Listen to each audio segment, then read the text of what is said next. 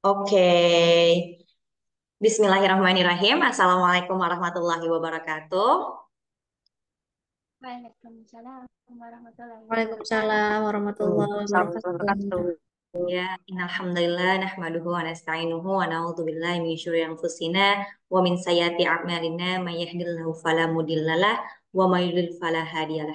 Asyhadu an la ilaha illallah wa asyhadu anna Muhammadan abduhu wa rasuluh la nabiyya ba'da. Ba'da indahnya tahmid, gagahnya syahadat dan tulusnya sholawat. Terima kasih banyak, Hansamida.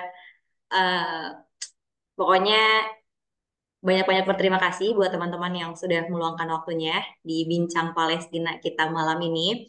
Ini udah bincang keempat ya, dan insya Allah kita akan istiqomah. Sebenarnya ini memang sengaja kita adakan edisi tentang Bincang Palestina, mengingat 1 tahun Gaza membangunkan dunia untuk melihatnya gitu. Ketika orang berkata 1 tahun genosida, tidak, genosida dimulai dari 76 tahun yang lalu. Jadi ini bagiku adalah 1 tahun Gaza membangunkan dunia. Itu apa sampaian ucapannya kata dari seorang guruku, ada yang namanya Umi Fira, aktivis juga.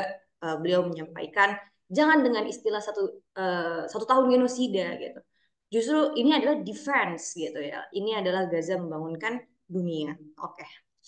Menariknya, pada hari ini kita akan membahas buku tentang Matahari di Ujung Rafah ya, yang mana sebelum-sebelumnya kita sudah memantik buku dari orang Barat, Ilan Pape, Noam Chomsky gitu. Terus juga kita memantik dari Joe Sacco, di mana Joe Sacco juga orang Barat gitu ya, wartawan US kalau nggak salah ya. Dan itu dia secara real menggambarkan kondisi setelah 1998-an kalau nggak salah, atau Intifado pertama, setelah Intifado pertama. Dan di buku ini penulisnya Indonesia, yaitu Yudi Pratama, berkolaborasi dengan Risalah Amar ya. Kalau teman-teman yang ingin ngepoin Instagramnya juga ada, Matahari Rafah. Di situ banyak update terkait buku ini. Sebelumnya izinkan aku memperkenalkan diri, nama aku Asia Azka ya, seperti di nama Zoom. Aku bagian dari komunitas adiksi buku dan sangat senang mengenal teman-teman bisa hadir dan join bersama adiksi buku. Kemudian aku perkenalkan saudaraku, temanku, seperjuangan pembela Palestinaku, Ibtisama Naura Firdausi, biasa dipanggilnya Naura. Assalamualaikum Naura. Salam, Daska. Ya, anyway kita adalah sepupuan ya teman-teman, tapi nggak mirip. Ah, karena di sini cewek semua, jadi aku memperkenalkannya secara deep. Ya, oke. Tanpa berlama-lama, aku langsung menyerahkan waktunya aja kepada Naura. Mangga Naura boleh menjelaskan tentang dirinya atau langsung mau berbincang juga kita boleh banget. Ya, Silahkan. saya bisa.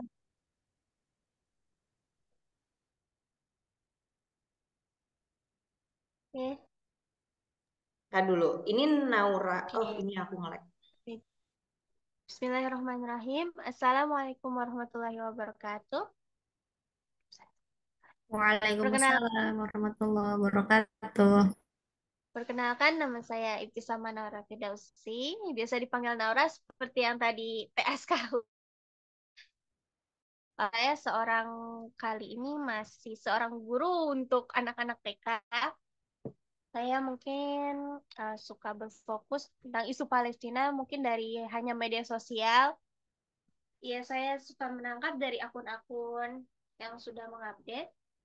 Kali ini saya diminta untuk memantik buku 7 Oktober Matahari di Ujung Arafah karya Wahyudi Pratama dan riset by Amar Ar-Risalah. Mungkin ada yang pernah baca buku ini? Ada yang udah pernah baca? Aku pribadi belum sih. Tapi aku boleh feeling nggak? Nih kayak feeling aku kajian udah baca ya. Iya. Ada yang udah pernah baca? Mungkin kajian? Oke. Pernah denger judulnya aja? Gak asing gitu sih. Hmm, Kayaknya sih. iya, jadi ini bukunya ternyata sebuah novel ya. Novelnya tidak sangat-sangat romance juga ada ya. Oke, hmm, mungkin mulai aja kali ya dari bab satunya ya. Ya, menceritakan tentang kejadian sebelum 7 Oktober 2024 kemarin. Dimulai dari tokoh utama dari cerita ini, pengenalan Torik sebagai jurnalis di salah satu agensi media terbesar di Gaza yang bernama Shautul Gaza atau Suara Gaza, mengenang kembali pada saat ia mendaftar menjadi jurnalis. Ia mengingat kembali pertanyaan yang pemimpin redaksi yaitu Abu Khalid atau Abu Husam, anaknya. Apakah ia tahu risiko atas pekerjaan yang ia lamar? Tentu saja. Kita semua tahu bahwa risiko yang ditanyakan adalah nyawa, karena ya pasti setiap jurnalis ya akan ditarget karena musuh pasti ingin kebenaran ditumpas. Nah, hasil jepretannya Torik ini banyak mewarnai media-media tentang Gaza. Nama Torik ini mulai dikenal dunia karena jepretannya dalam peristiwa-peristiwa demonstrasi besar di perbatasan Khan Yunis, dan ketika ia mengabadikan momen-momen menakjubkan saat masyarakat yang duduk di perbatasan dan mengabaikan musuh yang sedang mendobrak perbatasan. Ia ini tuh mengisi akun Instagram atau media sosialnya dengan foto-foto yang tidak bisa dibeli di media manapun karena bukanlah tentang Gaza yang selalu sedih atau tentang berdarah berantakan. Ia ingin semua orang tahu tentang keindahan Gaza, mulai dari alamnya, lautnya, dan segala momen-momen sederhana yang hangat, walau itu hanya sekedar saat pergantian musim dingin ke musim panas, ataupun momen-momen saat orang berenang bersama keluarga di pantai Kamshati. Akun Instagramnya menurutnya adalah tentang harapan, harapan untuk bertahan dan alasan untuk tentang berjuang. Nah, masuk di bab selanjutnya, bab ini menceritakan eh, pengenalan seorang gadis yang bermata biru terang, wajah putih kemerahan dengan bibir kecil bak wanita rum. Kebayang ya cantiknya ya. Nah, saat ini ia sedang melaksanakan rapat, berlatarkan rapat.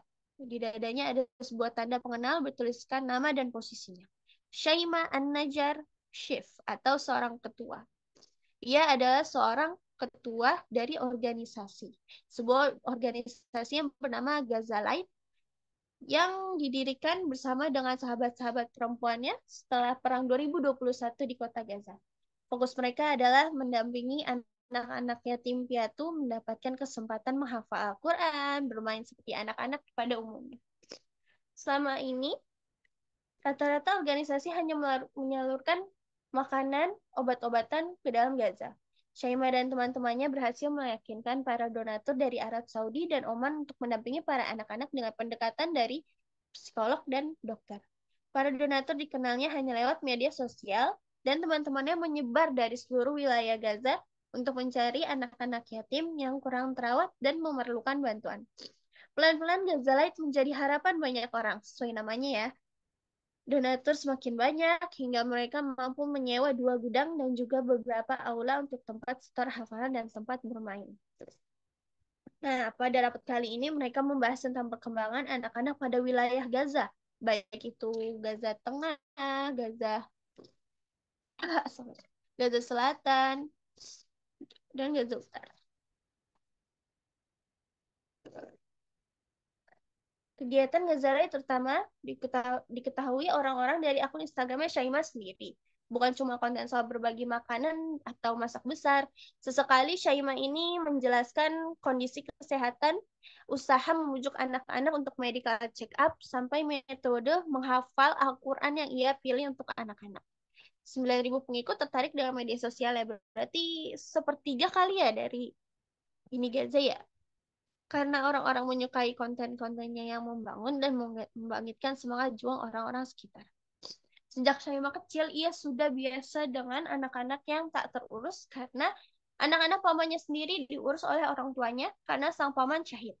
Selain itu, ia juga merasakan sendiri apa artinya trauma karena ia termasuk korban dari perang-perang sebelumnya. Dia harus pindah dari apartemen ke apartemen saat roket-roket menghancurkan rumahnya berkali-kali pada tahun 2008, 2014, bahkan 2018.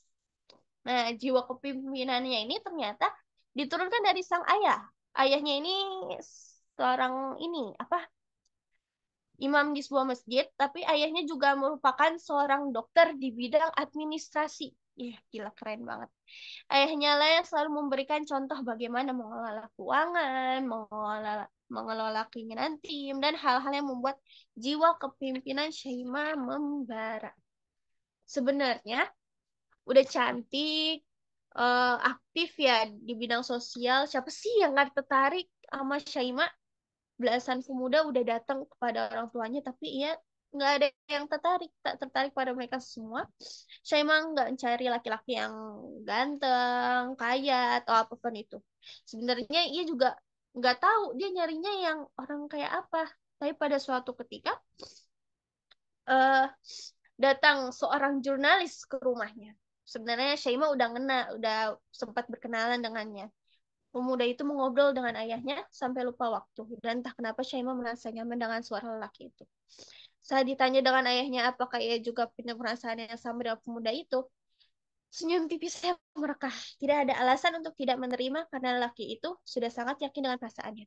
2 pekan berikutnya datanglah pemuda itu bersama keluarganya dan terjadilah hitbah. Dan ya, pemuda jurnalis itu adalah Tori. Oke, mungkin ada tanggahan atau apa? Jujur sampai sini yang paling aku highlight adalah ketika dia membangun community ya, atau Ya, apa, humanity organization gitu ya, organisasi humanity, betul. ya kayak namanya Gazalite. Tadi aku sempat nyari di Instagram, tapi di situ disebutin nggak nama Instagramnya. Soalnya yang aku cari ada banyak nama Gazalite, tapi nggak kayak yang verified gitu loh. Jadi yang disebutinnya cuman akun Instagramnya Syaimah. Syaimah Oke. Light. Iya, ada Syaimah. nggak di? Oke, nanti aku Heeh. cari. Kita boleh Oh iya, lanjut. belum pernah. Oke, boleh lanjut? Oke, masuk ke bab selanjutnya. Nah, di sini kita mulai mendapatkan nih karakter-karakter baru. Jamal, sahabatnya Torik, memulai bab ini dengan candaannya tentang kopi yang dijanjikan Torik sebelum rapat. Mereka memasuki ruang redaksi untuk rapat yang dipimpin oleh Abu Khalid, sang pemimpin redaksi.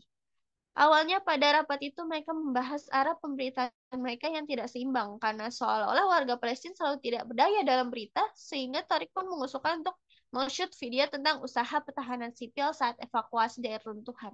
Sesuai ke Instagramnya ya, tentang harapan.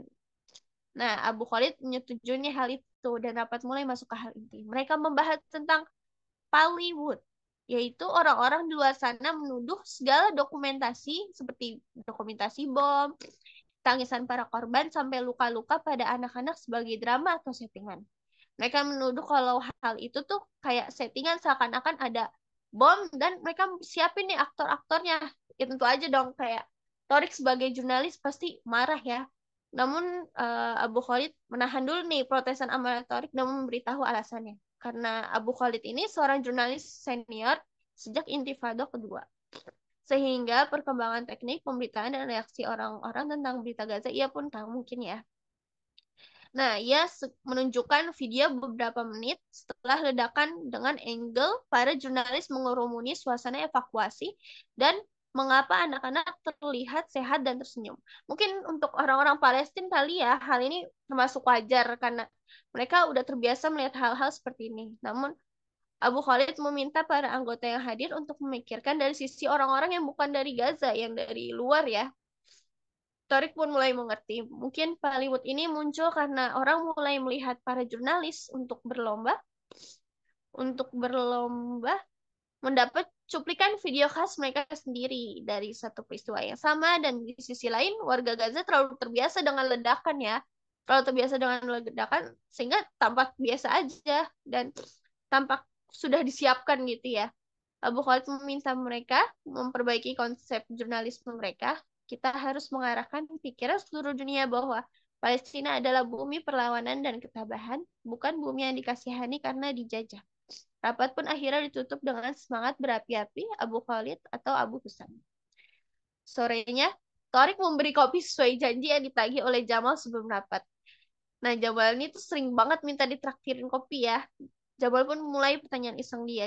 Dia tuh ngomong gini, kalau misalnya dia minum kopi, ucapannya tuh sering jadi ngantur. Iya nanya, umur kamu udah 25, jadi siapa nih? Torik pun bingung dong dengan arah pertanyaan tersebut.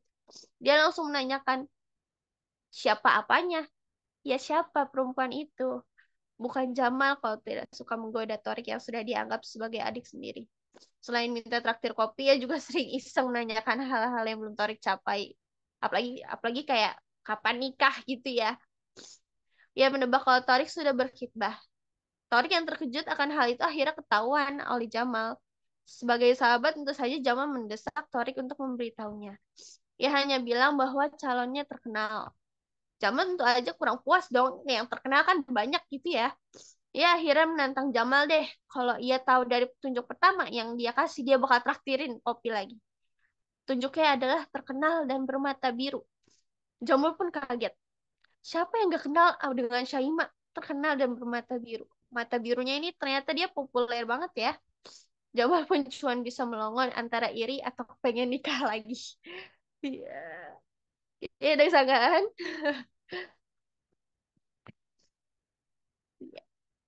Tapi kalau Jamalnya itu orang mana? Jamalnya ini nggak dijelasin ya orang mana ya juga ya. Cuman ceritanya dia itu udah berkeluarga, udah punya istri dan punya dua anak. Iya. Oke. Hmm. Tadi dikasih tahu nama IG-nya ada bisa dieja nggak? Oh, diajak sebentar ya. Ya. Shaimalai. Coba S kita cari. SH apa SY? SY. Oke, SYI SYA. SYAI Sebentar. Shema Like. L LIGHT. I.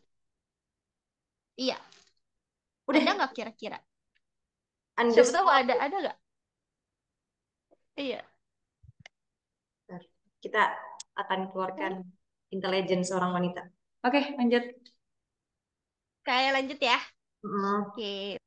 Ke bab 4. Nah, petang itu tuh suasananya indah banget. Soalnya sebelum ini ya peristiwanya. Lebih tepatnya dengan keindahan langit-langit Gaza saat petang menyapa. Torik balik nih pulang ke rumah keluarganya. Sampai di rumah aroma rempah-rempah masakan khas Arab menyeruak segala penjuru rumah. Ayah, ibu, dan adiknya duduk melingkari makanan. Ibunya menggoda dengan berkata, sepertinya masak akan lebih ringan nih kalau ada menantu. Malu dong, Torik. Wajah Torik memerah. Ia nggak menjawab, cuma pura-pura ngunyah. Setelah makan, ayahnya bertanya, bagaimana dengan tabungannya? Apakah sudah cukup? Karena mereka harus segera bicara ke keluarga Syaiman. Ia merasa disidang, tapi ia tahu ayahnya mengingatkannya agar ia tak terlena. Ia menjawab bahwa dengan kerja paruh waktu sekarang, insya Allah bulan depan bisa mendapatkan biaya yang lumayan. Oh iya, tadi belum dijelasin ya. Jadi tuh Torik selain jadi jurnalis, dia juga mulai apa pekerjaan sampingan sebagai kayak fotografi gitu. Kayak mungkin fotografi orang nikah atau orang wisuda gitu-gitu. Nah, di tengah pembicaraannya sama ayahnya, tiba-tiba telepon genggamnya itu berbunyi. Tapi Torik tuh ngabain dulu deh sebentar, karena kan gak sopan ya bila ayahnya lagi nelpon, dia ngangkat telepon. Tapi teleponnya ini tuh nggak sekali dua kali gitu loh bunyinya. Mungkin penting kali ya. Jadi dia sempat ngebuka kayak layar notifikasinya, ternyata pesannya dari Abu Khalid, ketua redaksinya tadi. Pesannya itu caps lock semuanya. Penting, besok subuh akan ada serbuan. Perang dimulai ke kantor sekarang. Torik bergegas dong menuju kantor. Dia pamit sama orang tuanya. Petang kali ini membuat jantungnya berdebar 2 kali lipat dari biasanya. Ia berprasangka suatu hal besar akan terjadi. Nah, saya sangkaan ketemu nggak yang Syaimah Light itu? Jadi, Jujur kalau aku belum. Kalau teman-teman ada yang udah nemu, boleh banget ya. Aku sih takutnya dia ini pakai tulisan Arab gitu ya. Jadi kayak akunya nggak nemu. Iya. Sebentar ya, Kak. Sebentar ya, Teh. Maaf. It's okay. Nanti kalau dari teman-teman ada yang nyari juga, ya boleh banget kabarin, kasih link. Ya. Kalau yang aku tahu tuh IG-nya Matahari Rafa aja. Jadi Matahari Rafa juga ada IG-nya kan. Boleh aku izin kirim. Oh, sebentar kok Kenapa? hilang ya. Sebentar ya. Ketemu kah?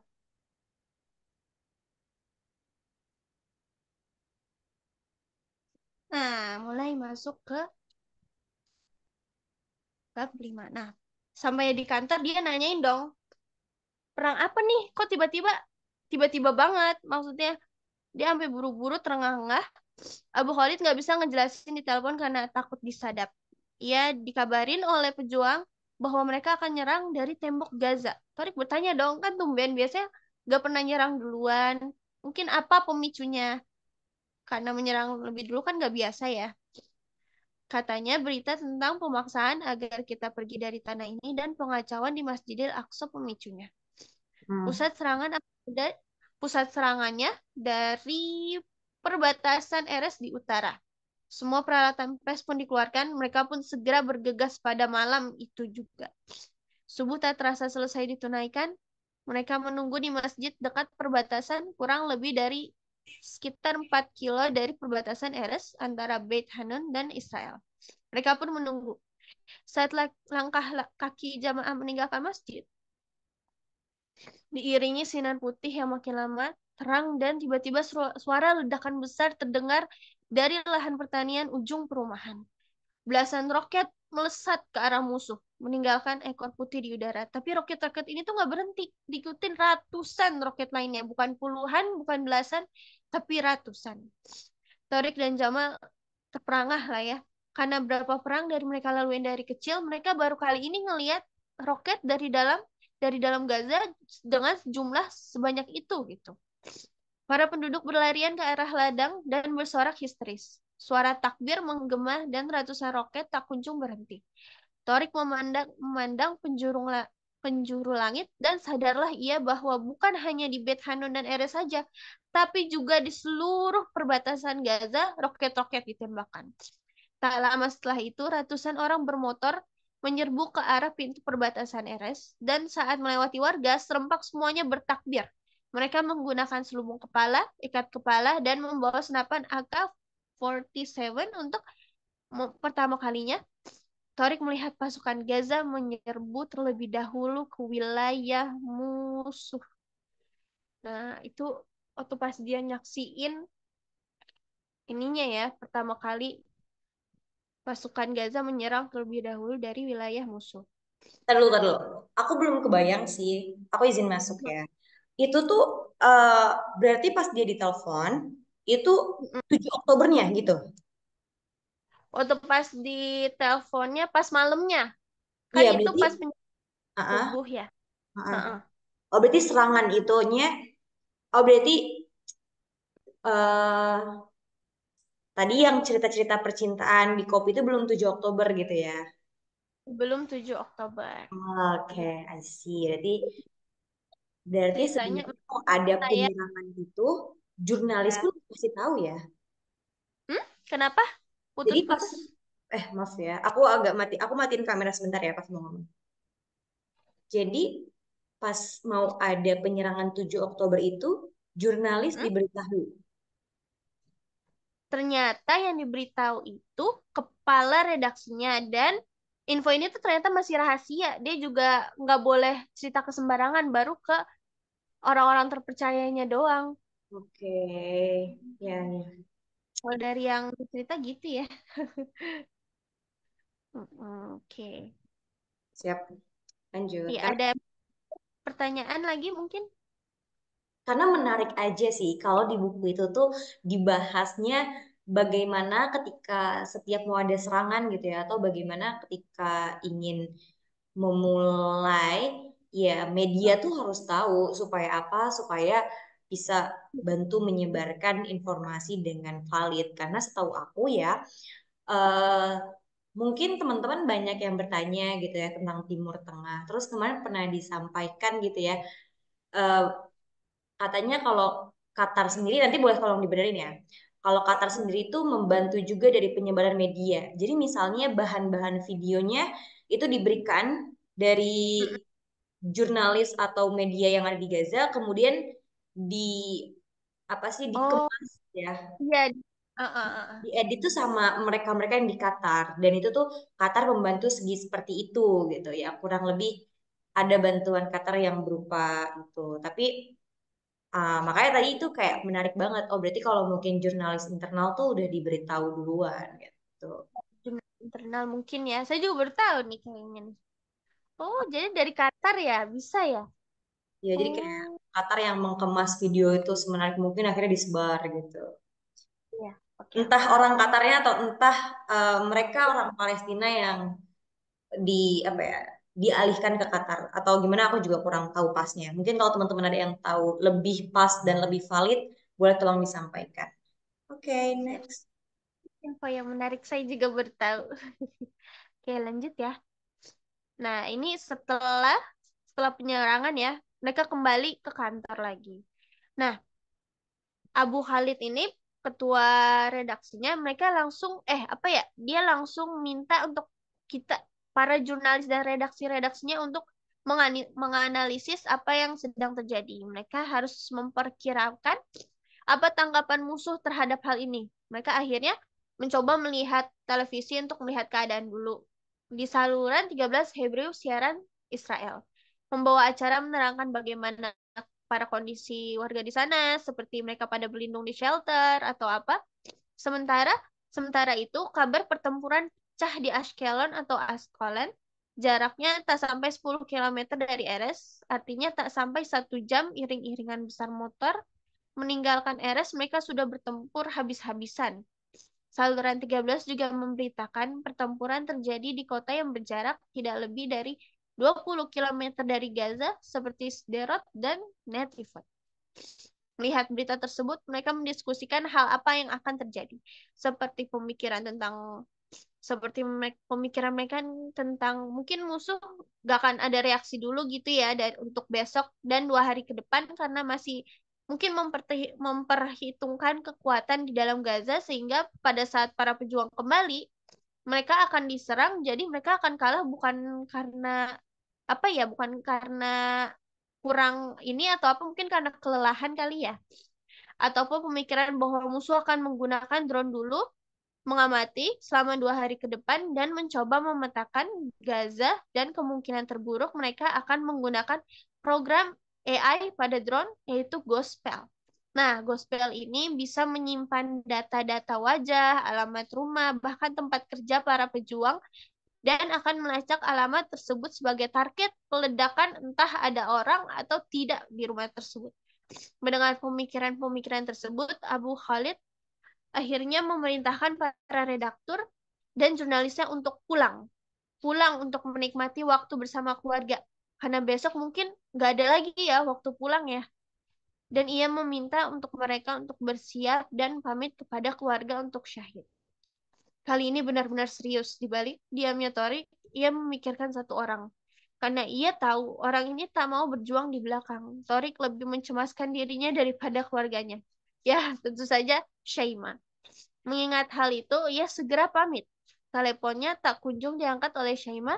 Sambil tergesa-gesa, ia segera menyelamatkan mobil menuju rumah sakit Shifa. Feelingnya mengatakan bahwa ia ada di sana. Ya, bisa dilanjut? Atau ada sanggahan? Ada satu yang menarik bagi aku adalah senjata. Senjata apa itu namanya? Iya, gospel. Gospel tuh gimana tulisannya, kayak ghost hantu gitu? Enggak, Gospel, gospel biasa nih di sini Ghost. di ya. Saya juga baru tahu waktu pas baca infonya menarik ya. Itu Heeh. tuh alatnya dari Palestina apa dari mana?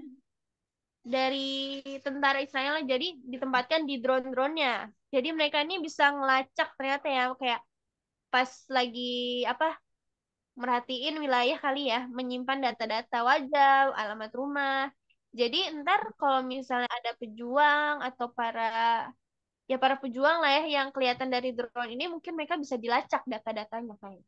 Oh, jadi senjata itu kayak pakai AI gitu ya, buat ngekirim bom. Pantesan alibi mereka adalah ketika ingin melakukan penyerangan di RS, di sekolah, karena ada tentara Hamas, karena ada pemimpin Hamas, karena ada pejuang Hamas. Anything else? Nah, nah di sini menariknya dari POV tentara Israelnya, mereka ini nggak peduli mau datanya, kalau data pun itu salah, dia tetap aja mau meledakkan bomnya gitu ya. Ya, Oh, memang itu kan cuman omong kosong belaka. iya, betul, betul. Terus Oke, kalau ini aku ntar kirim bacaan. Nanti teman-teman boleh buka di komen. Boleh dilanjut, Naura. oke, terima kasih. Oke. Nah, tadi kan dia menyalakan mobilnya ya, langsung ke rumah sakit Shifa karena feelingnya mengatakan si Syaima pasti ada di sana kan ya. Nah, benar dugaannya si Torik nih. Mata birunya Syaima nih kali ini terlihat serius, kakinya terdengar cepat. Ia dipanggil untuk rapat koordinasi dengan Direktur Rumah Sakit Shifa. Direktur memberi arahan bahwa lebih mendahulukan unit gawat darurat, entah entah itu mulai dari penambahan bed, tenaga, perawat, semua dibutuhkan lebih banyak untuk unit gawat darurat. Semua unit bersiap-siap, mereka saling menukar data dan ruang agar tidak riuh. Direktur pun meminta relawan penanganan trauma kepada Syaima. Syaima pun mengiyakan hal tersebut mengingat Gaza Light bisa menyediakan 10 orang dan 3 diantaranya yang berlatar psikolog dan sisanya konselor yang sudah bersertifikat. Meninggalkan ruang rapat, Syaima mendapatkan kesan yang cukup berat. Telepon genggamnya tak berhenti berbunyi karena ia menghiraukan telepon Torik karena ia harus mengabari para relawannya agar berkumpul dulu di kota Gaza. Satu persatu relawannya pun berdatangan menunggu Syaimah memberi perintah. Setelah semuanya berkumpul, ia menyampaikan apa yang diarahkan direktur rumah sakit. Mereka sudah terbiasa dengan situasi darurat semacam ini, tapi tetap saja kekhawatiran tidak bisa disembunyikan. Namun Syaimah berusaha tetap tenang, ia pun menenangkan relawan-relawannya.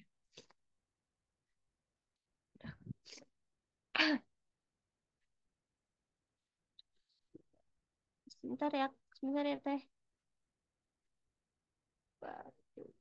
It's okay. Itu aku kirim ada sebuah tulisan berita gitu, teman-teman di kolom chat. Nanti mungkin kalau ada waktu buat baca, bisa banget dibaca. Karena itu cukup fakta mengejutkan gitu ya. Jadi, Ah, it goes Pearl, iya. machine learning, dan gitu. Nah, sampai di rumah sakit si Torik ini nggak nemuin Syaima. Si bayi Hmm. tadi tuh ponsel.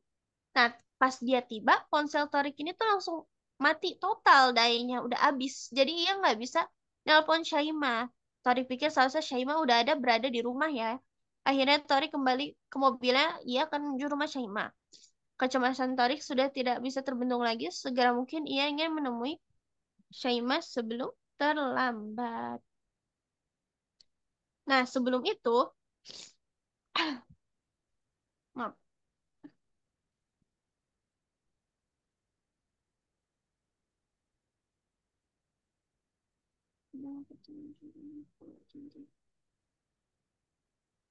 Hmm, tiba-tiba, Kenapa, Nau? sebentar. Bab 8.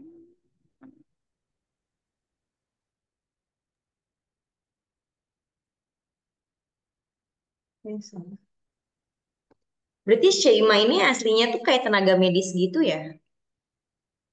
Relawan sih ya lebih ininya. Tapi Iya. kalau basic skillnya diceritain apakah dia memang fokus sebagai medis? Oh, waktu pas saat kejadian 7 Oktober ini dia difokusin buat ngebersihin luka-luka lah ya. Mungkin medis ya termasuknya ya. Medis. Tuh, sebentar. Sebentar. Ya, hilang. Oke, kita dari ini deh. Maaf ya, Teh. It's okay. Hmm. FYI aku masih mencari Shema and Gazalite. Definisi super kepo.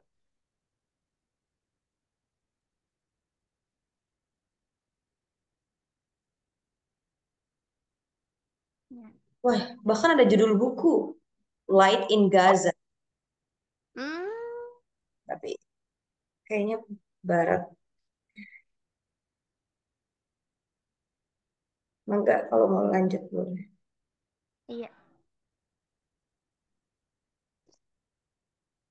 Nah,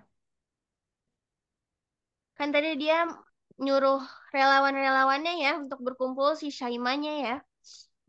Nah, dia minta relawan-relawannya ini untuk bertahan untuk 2 sampai 3 hari ke depan. Jadi mereka nih disuruh siap-siap.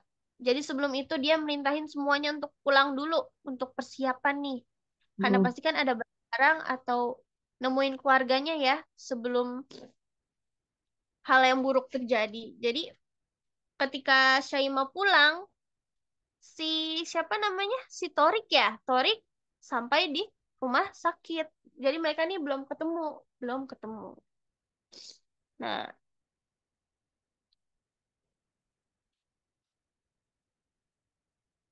telepon genggam Syaima itu nggak henti-hentinya menyala karena ratusan orang dari seluruh dunia mengirim pesan lah ya ke akun Instagramnya.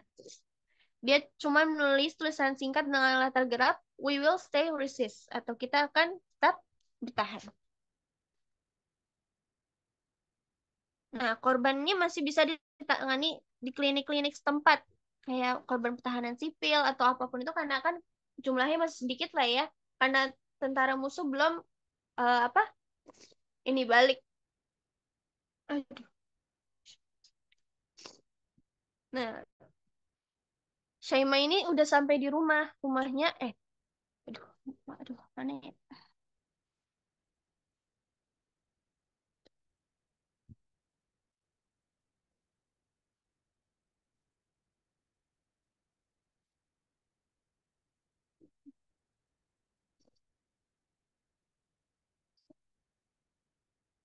Maaf jadi berantakan. Nah, sampainya Syaima di rumah, ia menemui orang tuanya terlebih dahulu. Saat tiba di rumah, mereka memeluk Syaima dengan erat. Mereka menyelamati Syaimah dan melepas lah ya istilahnya untuk tetap semangat. Sang ibu tak menguatkannya dengan pelukan semata, tapi juga kata-kata. Ucapan ibunya selalu menjadi sumber tenaga yang tak ada habisnya buat Syaimah. Ayah Syaimah hanya terhanyut dalam pelukan yang singkat. Ia meminta izin uh, ke ibu dan ayahnya untuk menginap di rumah sakit mulai besok sampai mungkin hari-hari selanjutnya. Syaimah pun menata pakaian, ia masukkan ke dalam tas ransel. Sore itu ia ingin sekali mengabari satu orang tentang hari ini, tapi ia tahan karena ia ingin bercerita. Ia ingin sekali bercerita tentang persiapan untuk besok, tapi ia tahan. Ia tak lain itu adalah tunangannya Torik, karena dia pikirnya pasti sibuk. Padahal Torik juga di sisi lain lagi mikirin dia juga, tapi nggak dijawab ya ininya ya. Nah, azan maghrib berkumandang, Syaimah mendengarkannya dengan seksama. Petang ini akan jadi petang yang berbeda. Mungkin saja petang terakhirnya di dunia ini. Ia tunaikan sholat dengan tenang. Ia tundukkan sepenuhnya sujud maghrib. Seakan itu sujud pertama sekaligus terakhirnya. Doanya begitu panjang. Ia bermunajat dengan tak lupa menyelipkan nama Torik di sana. Ia memejamkan mata. Doanya benar-benar serius dan memohon dan menyerahkan dirinya sepenuhnya kepada Allah. Saat Syaimah melangitkan doa-doanya, belum sempat ia menurunkan kedua tangannya. Guncangan terasa dan dari kejauhan suara ledakan menggetarkan jendela rumah. Tak lama kemudian, suara deru mesin pesawat F-15 terdengar di atas rumah Syaimah. Serangan balik musuh dimulai petang itu juga.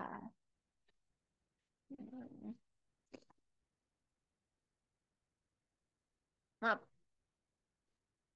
Oh, tadi ada yang salah.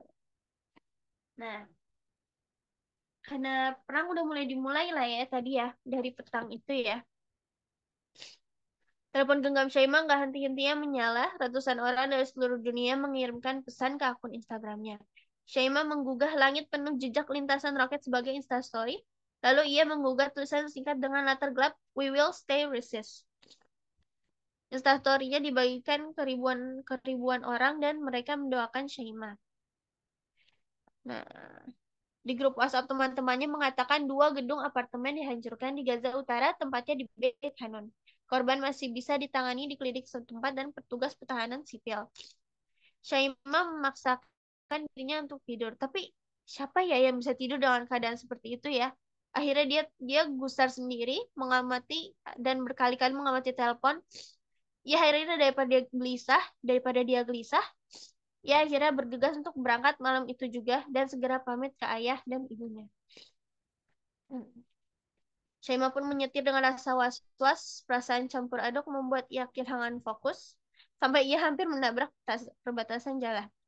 Setibanya ia di rumah sakit, Syaimah langsung berlari menuju titik kumpul. Ia harus segera pastikan kondisi lapangan terjadi. Suara drone mulai berdengung seperti lalat raksasa di langit.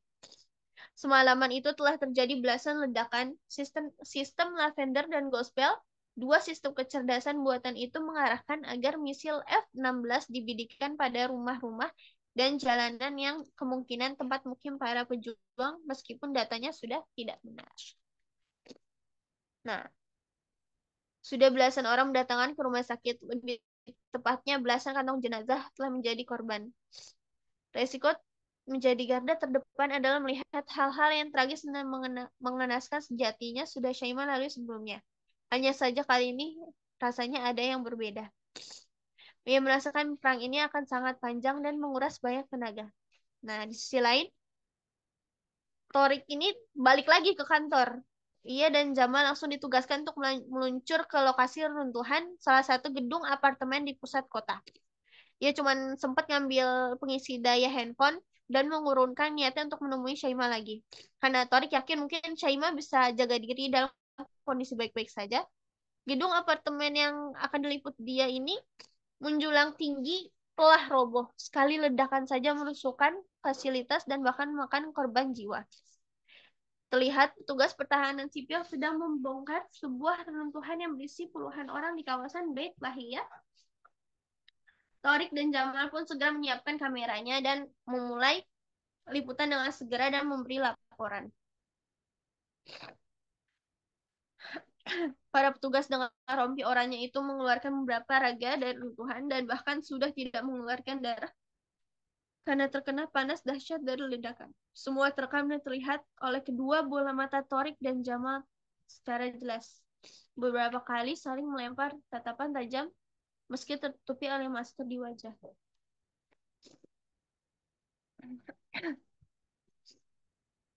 Setelah mengambil beberapa shoot dan memastikan semua sudah selesai proses evakuasi, Jamal dan Torik mulai berpindah ke rumah sakit.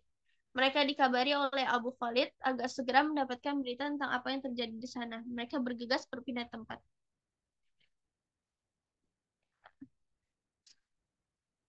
Di saat perjalanannya, tiba-tiba Jamal masih bisa tersenyum. Dia berkata, "Setidaknya anak-anakku bisa tertawa melihat bapaknya ini setiap pulang kerja." Heran dong Jamal, kenapa kok mereka ketawa? Aku membawa kamera dan selalu merekam mereka, makanya mereka selalu tertawa. Setidaknya mereka abadi dalam memori kameraku. Torik mengganggu Pahan dan ikut tersenyum. Percakapan antara bapak dan seorang pemuda beralih ke hal-hal yang mampu membuat suasana tak terlalu tegang.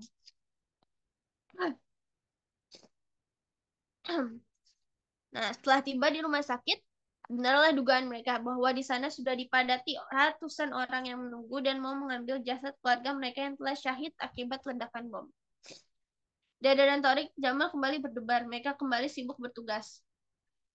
Namun sampai mereka ini nggak sadar kalau sebenarnya banyak ledakan berasal dari arah rumah mereka masing-masing.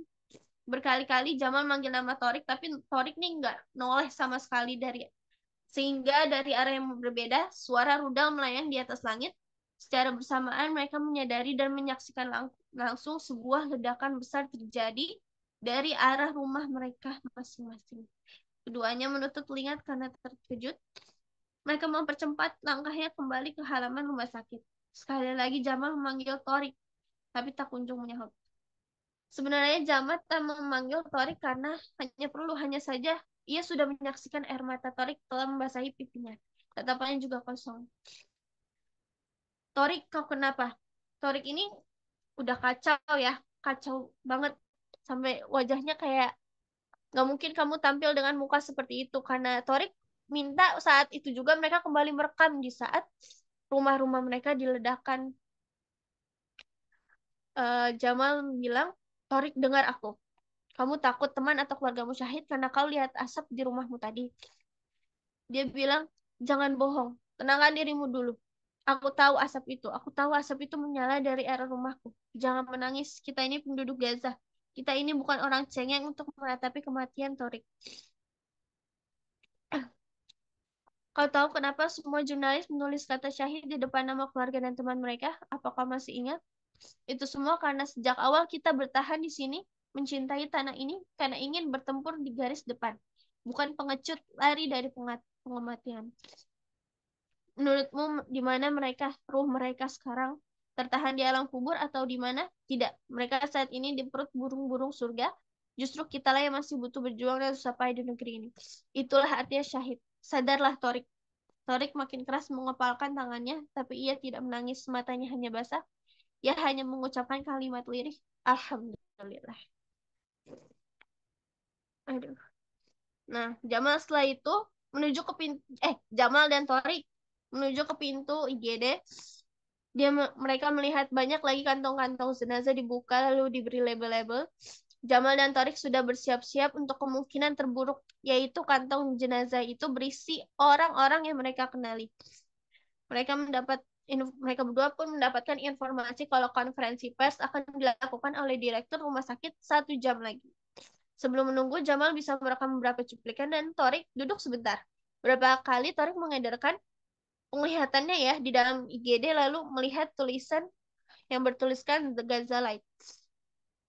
Mendengar Gazalite, ia segera mengingat Shaima. Mungkin saja ia ada di dalam sana.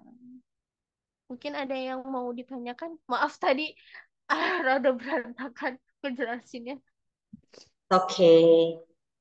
Mm-mm. Jadi sebenarnya apakah Torik dan Jamal itu ada kena luka di situ enggak? Enggak. Jadi tuh mereka saat perjalanan ke arah rumah sakit, mereka tuh ngeliat apa ledakan dari arah rumah mereka di kawasan rumah mereka. Jadi mereka nggak tahu nih kabar keluarga mereka gimana. Tapi keluarga mereka akhirnya ada yang korban. Jadi Belum ketahuan. oke itu di bab selanjutnya gitu ya. Tapi ya udah maksudnya.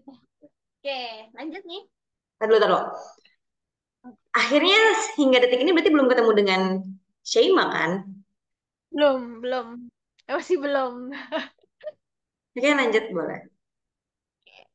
Nah, kali ini mata biru Syaimah begitu tegang. Ia kali ini mendapatkan tugas merawat korban luka ringan. Berarti benar ya medis ya tadi ya. Bukan Ya. luka-luka masalahnya. Permasalahannya korban luka itu sebagian besar anak-anak ya. Mm. Banyak nanyain di mana ayah dan ibu mereka kayak di mana Baba, di mana Umi. Aku tadi lagi tidur bareng mereka. Syaimah hanya diam membalut luka sang anak dengan perban. Mata Syaimah mulai berkaca-kaca dan mengucapkan, adikku, babamu bilang kalau kita ditarget musuh, maka kita akan kemana? Ke surga. Ke taman yang sangat indah bersama Allah. Dan kita di sana akan sangat baik, banyak makanan dan minuman. Kalau kita semua syahid dibunuh musuh, apakah kita masuk ke sana? Sang anak pun tersenyum. Saimah mencoba tersenyum, maka begitulah Baba dan Umi. Syaimah masih dengan senyumannya dan sebisa mungkin menahan tangis. Dengan sigap, ia menyeka air matanya agar tak membuat si kecil bertanya-tanya. Barulah saat itu ia menyadari kalau 1 jam lagi direktur akan mengadakan konferensi pers. Ia menulis beberapa hal, lalu disampaikan oleh timnya kepada direktur, lalu sang direktur keluar ke halaman rumah sakit, tempat semua orang sudah berkumpul dan Syaimah mengikuti di belakangnya. Dari belakang bahu sang direktur, Syaimah melihat banyak sekali kamera dari salah satu kamera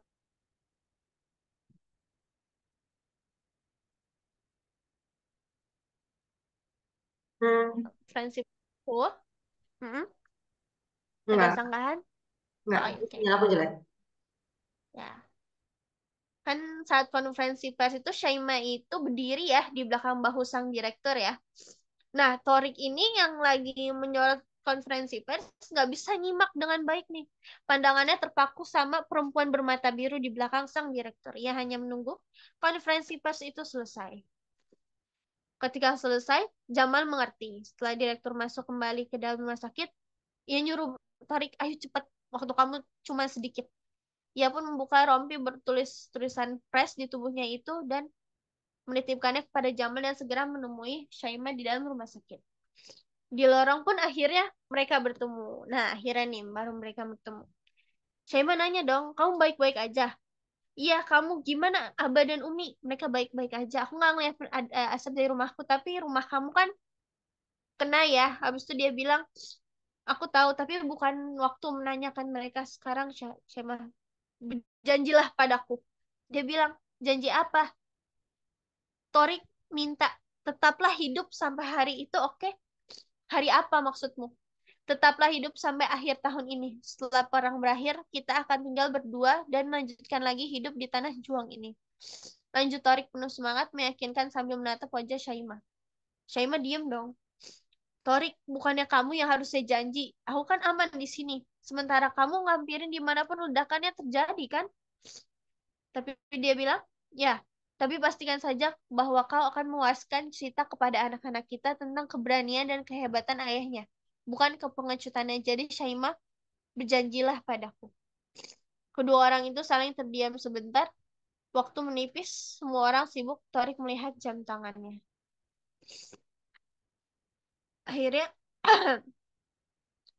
Jamal pun terus memanggil Torik untuk bergegas. Akhirnya, ucapan terakhir malam itu menutup percakapan mereka.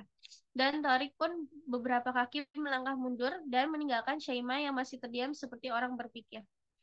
Assalamualaikum, tutup Torik pamit kepada Syaimah yang hanya memperlihatkan pundaknya. Perasaan keduanya saling bertaut satu sama lain. Betapa tidak.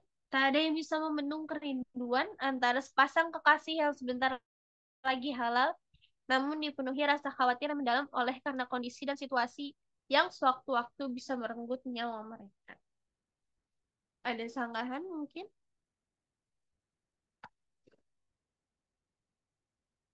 Ya, lanjut ya. Boleh lanjut. Aduh. Nah, pagi yang lain datang. Esok harinya nih. Telepon genggam Torik nih berdering. Abu Khalid nelpon. Torik melihat keadaan sekitar berbahaya banget soalnya ngangkat telepon di luar karena mungkin drone bisa ngelihat ya, bisa salah ngedeteksi bahwa ini sebagai pejuang dan menembak kapan saja mereka mau. Ia bersembunyi di celah antara dua gedung tak jauh dari apa dari gedung-gedungannya. Dia mengangkat teleponnya. Halo? Torik, aku ditelepon oleh orang Shinbet. Tidak, bukan cuma aku, tapi semua pimpinan media. Mereka memerintahkan seluruh jurnalis dan tenaga medis untuk pergi dari kota Gaza ke Khan Yunis. Mereka menyuruh pergi semua orang dan akan membakar kota. Bingung dong. Hah? Membakar kota? Ya, keperhatikan dari kemarin, drone-drone quadcopter bertebangan, bukan drone Hermes quadcopter. Mereka sedang membuat peta untuk meledakkan penjuru kota. Lalu dia nanya dong ke Abu Khalid, terus kita harus gimana? Abu Khalid hanya tertawa.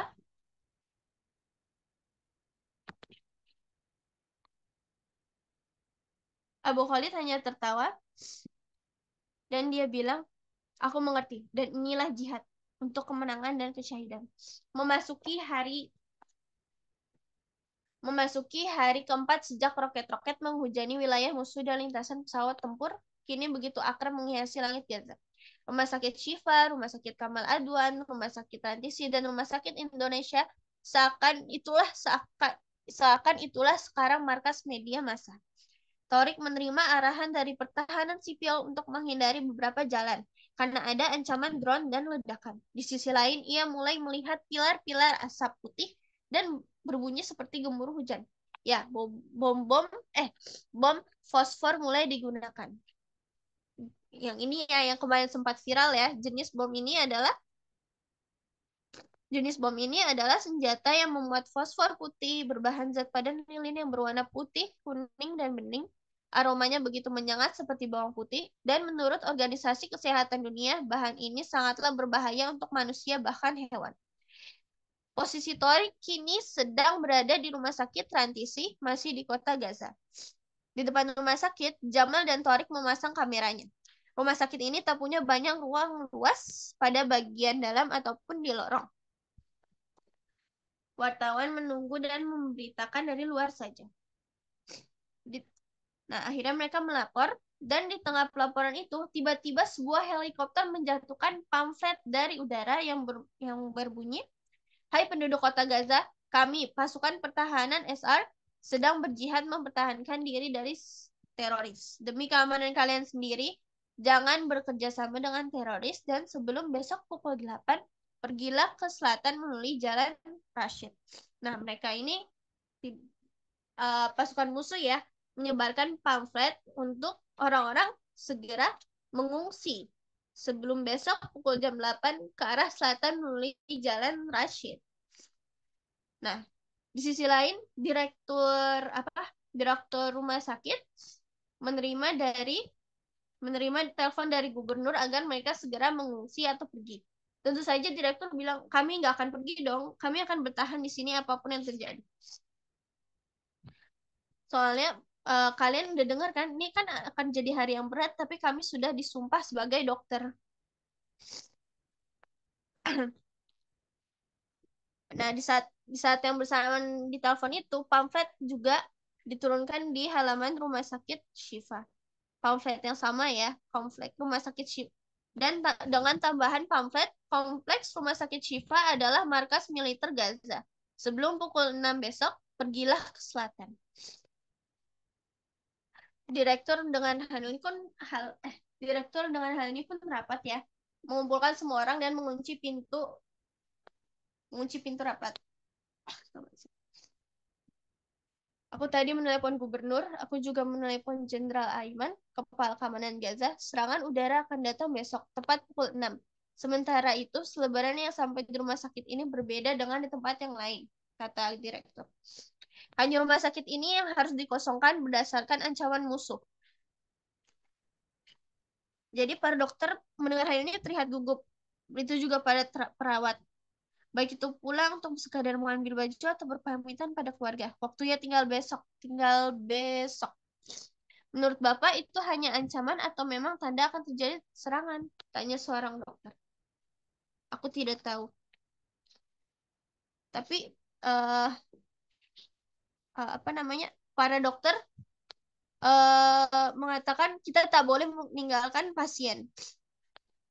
Habis itu ada yang menimpali lagi. Ya benar, tapi apa jaminannya musuh tak akan meledakkan tempat ini? Apa pula yang mereka cari?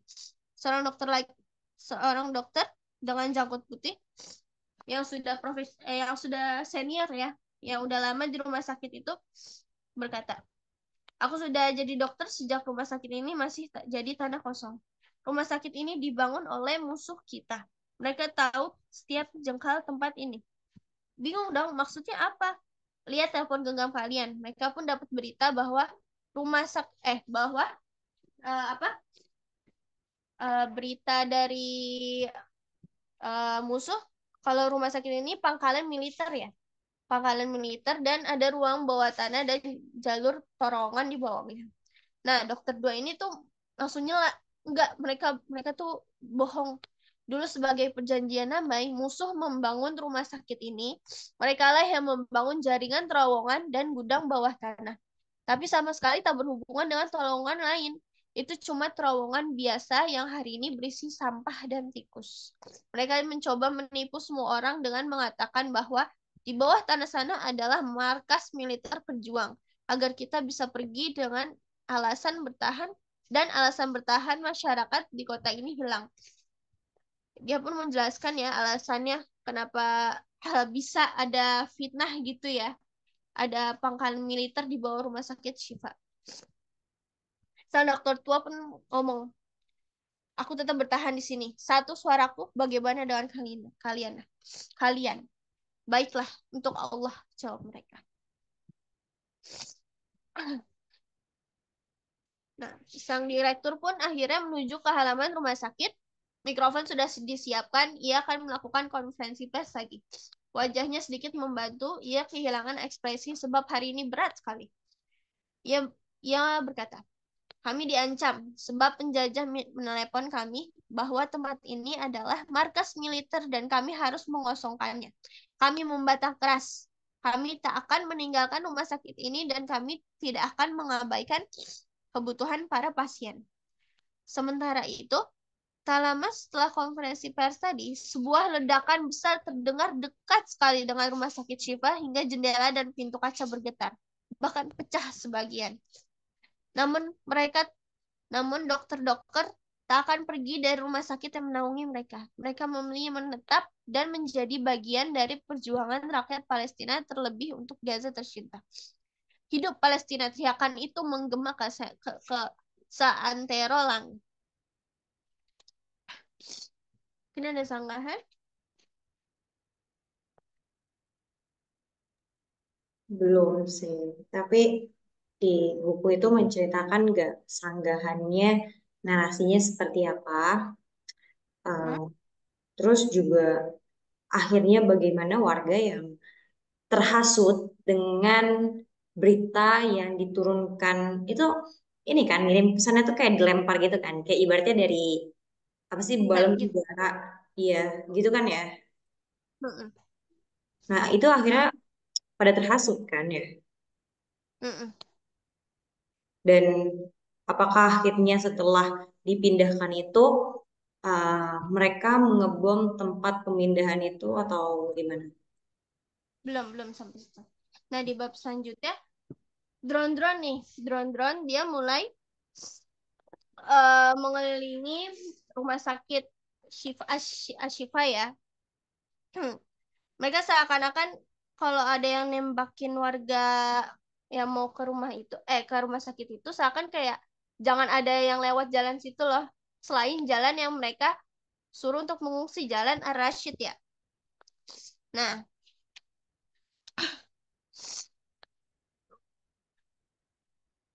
nah dan di saat itu, astagfirullahaladzim. Nah, di saat kemudian terlihat ledakan di ujung jalan, yaitu dari pusat kabel internet. Internet nih udah mulai mati. Dan apa ya? Karena internet terputus, mereka cuma bisa nelpon dong. Akhirnya mereka semua ingin kembali ke Ashifa. Mereka pun menumpang kembali ke ambulans untuk ke rumah sakit Ashifa. Ketika mereka menumpang ke ambulans itu tanpa sadar, sebuah drone quadcopter mengikuti mereka. Nah, sebelum internetnya mati, Torik ini sempat mengunggah gambar eksklusif di media dia. Pokoknya dia merekam-rekam segala hal lah ya. Dan dia juga jaga-jaga kalau ini akan menjadi video terakhir mereka. Dan Syaimah sempat melihat statusnya Torik nih. Dan sebelum ia sadar kalau internet itu bakal mati. Dan dia tuh gelisah banget. Karena apa video yang diunggah dari akunnya Torik ternyata disukain oleh jutaan orang. Dan itu sama saja menjadikan Torik ini sebagai simbol dan dia bisa diincar sama kapan aja kan sama apa sama lawan. Syaimah semakin gugup, apakah Torik harus hidup lebih lama? Tapi kenapa harus jadi seperti ini? Nah, di sisi lain, di ambulans yang Torik dan Jamal yang tadi, dia apa menyadari kalau ambulans itu diikutin oleh drone ya, yang tadi ya. Sopir pun menambah kecepatan dan di sisi lain, eh, di sisi lain ada sebuah apa jenderal jenderal pasukan pertahanan SR yang bernama Jenderal Isaac Berger yang berkata bunuh 10 di antara setiap satu teman kita yang dibunuh. Ia pun menanyakan kepada bawahannya secara sementara apa Apakah sebutkan list-list nama-nama ya, yang orang yang prioritas, dan ternyata ada 500 list prioritas, 100 list merah, 500 list kuning. Nah, list prioritas itu list yang mereka menjadi pejuang atau yang bisa melakukan aksi lah ya, pengacauan sejak sebelum perang. List merah adalah anggota pejuang, istri atau anak, dan yang kuning adalah yang memegang jabatan penting. Dan saat dibacakan 500 list prioritas, nama Syaimah An-Najjar 20 tahun termasuk di dalamnya. Oke. Aduh. Nah, ambulan yang ditumpangi Torik dan Jamal terus melaju kencang karena kelihatannya nggak mungkin untuk lanjut ke rumah sakit Syifa karena drone ini kayak ngecegah mereka untuk nembakin jalan yang menuju rumah sakit Syifa. Akhirnya mereka pun pergi ke rumah sakit Yordania karena di sana lebih aman ya. Nah, tepat pukul 8 malam, waktu ini seakan berhenti, roket dijatuhkan ke rumah sakit Syifa. Seisi rumah sakit Syifa berguncang, sebuah misil meledak di halaman rumah sakit Syifa. Syaimah dan semua anggota Gazalite yang berada di lobi berlari ke arah sumber ledakan.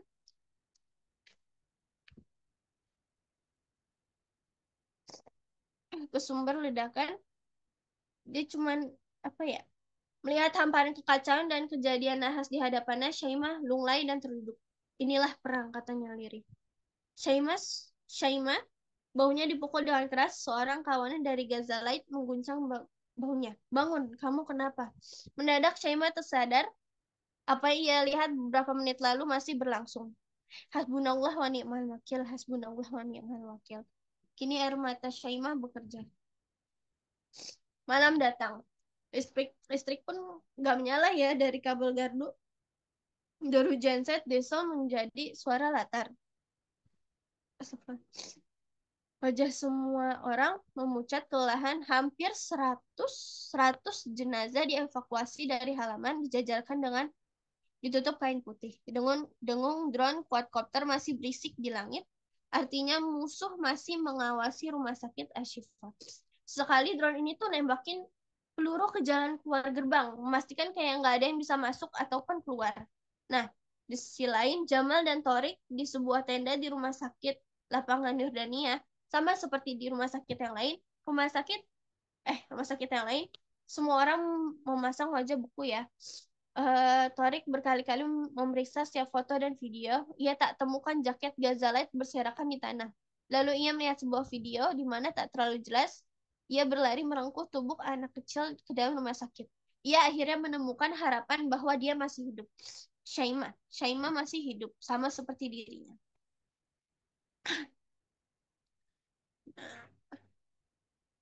Lanjut ya. Nah, di keesokan paginya, masih di rumah sakit Yordania ya, masih dengan Jamal dan Torik. Ketika mereka sedang menyesap kopi mereka, tidak disangka-sangka Abu Khalid atau pemimpin redaksi mereka ya menelpon. Nanyain, "Salam Abu Khalid, gimana keadaan kamu?" Mereka kaget dong, soalnya kan ngiranya kantor mereka udah diserang. Abu Khalid nanya, "Kamu sendiri gimana?" "Aku berhasil menyelamatkan diri dari kantor yang diledakkan." Abu Khalid hanya bisa memberikan jalan keluar bagi Jamal dan Tariq sebab sudah paham bagaimana sifat mereka. Dia sendiri yang mendidik mereka agar jadi jurnalis tangguh dan memaksakan kehendak. Jadi tuh Abu Khalid dia sedang dievakuasi di rumah sakit Ashifa. Si Khalid si Torik si Torik nih keras kepala, dia pengen nyusul Abu Khalid ya karena nggak ada kamera ataupun jurnalis yang ada di sana. Dia pengen ngeliput. Jadi dia melihat berapa ambulan hilir mudik dan mungkin bisa mencari ambulan untuk segera ke rumah sakit Ashifa.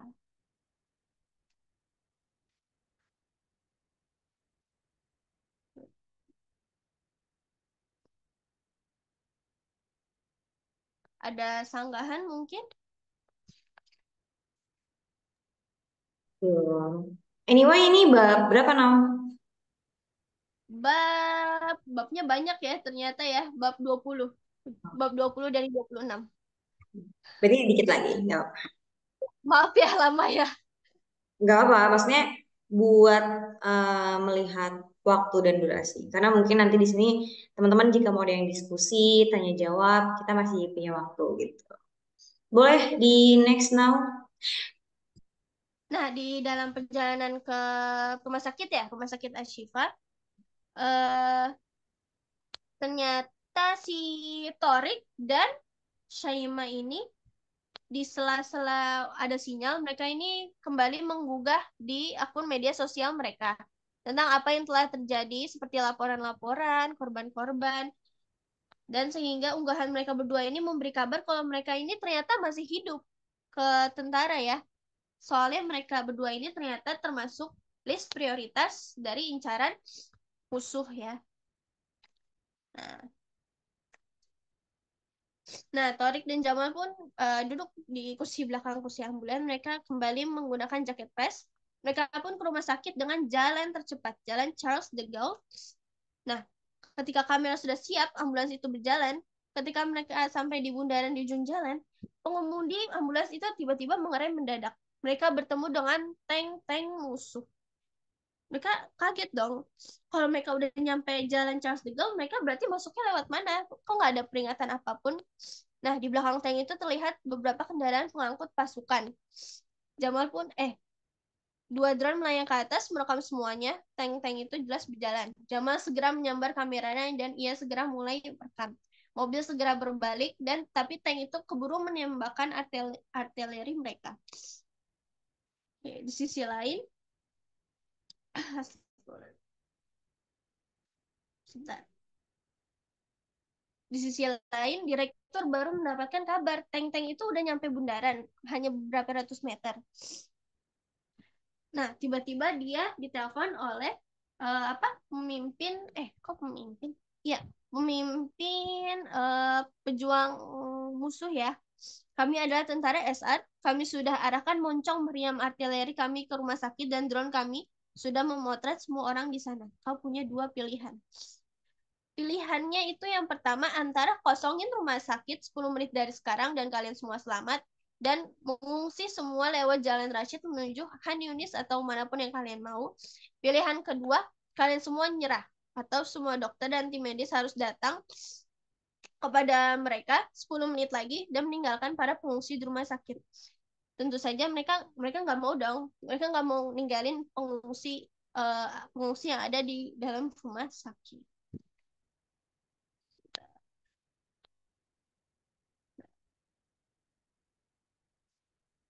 Hmm. Ternyata di sisi lain kan tadi udah dikepung sama tank ya ambulannya apa Torik dan Jamal. Torik ini ternyata berinisiatif untuk keluar dari gang karena mereka kan cerita lagi ngumpet untuk ngintip di mana sih tank itu berhenti. Nah, mereka pun akhirnya dikepung. Suara tembakan senapan tiba-tiba terdengar, jalanan depan Torik memantulkan peluru. Mereka berlari masuk ke ujung gang yang lebih sempit tapi terlambat. Torik dan Jamal berbalik badan dan mengangkat tangan. Kami media, kami jurnalis, jangan tembak kami. Seorang prajurit berbicara di walkie-talkie. Jawaban sang komandan tidak terdengar, tapi tentara itu lalu maju menembakkan satu peluru menarget di tanah di antara kaki Torik dan Jamal. Lalu mereka pun bertanya, yang mana dari kalian yang Torik? Akhirnya mereka berdua diam kan, gak ada yang mau jawab. Diulang lagi, di mana di antara kalian yang Torik? Aku akan bunuh sopir ini, yang sopir ambulan tadi, untuk kalau Torik tidak mau mengaku. Akhirnya Torik marah, giginya gemeletuk. Ia pengen ninju tentara itu, dia pengen teriak kalau dia Torik, tapi Jamal keburu teriak. Aku Torik, mau apa kalian? Torik terkejut, wajahnya memerah. Akhirnya si Jamal yang mengaku sebagai Torik ini disuruh buka rompinya. Torik, buka rompimu. Akhirnya si Jamal yang menyamar sebagai Torik ini tanya, di mana komandan kalian bersembunyi? Jamal teriak, nggak tahu. Pulanglah kalian sebelum kalian mati gitu. Torik yang malang. Akhirnya akhirnya Jamal ditembak saat itu juga. Yes, Jamal ditembak. Sedih banget. Torik yang melihat hal itu lalu ternyata Torik itu udah diikat kepalanya. Jadi dia nggak bisa ngelihat apakah Jamal udah ditembak atau enggak. Jadi dia nggak tahu. Nah, si tentara ini tuh ngomong, kamu diem aja, kamu ini benar-benar keterlaluan banget ya. Teman kamu ngaku kamu sebagai Torik, tapi kamu malah diem aja. Jadi tentara ini tuh udah tahu Torik yang mana, sengaja mancing gitu loh. Kayak akhirnya Torik pun kerah bajunya ditarik, dia disuruh buka bajunya, disuruh buka bajunya.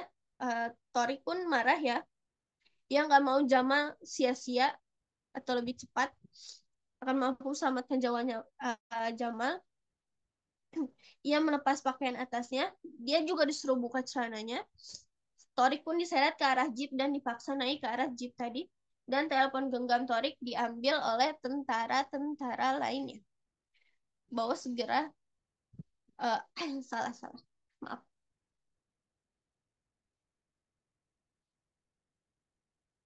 Nah, di sisi lain, udah ya tadi nih ya.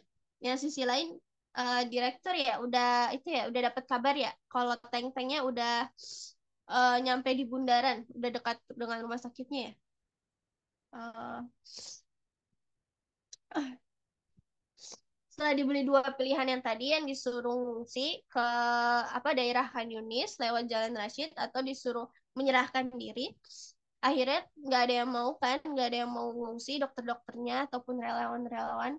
Akhirnya 3 buah tank mengepung pintu utama gerbang.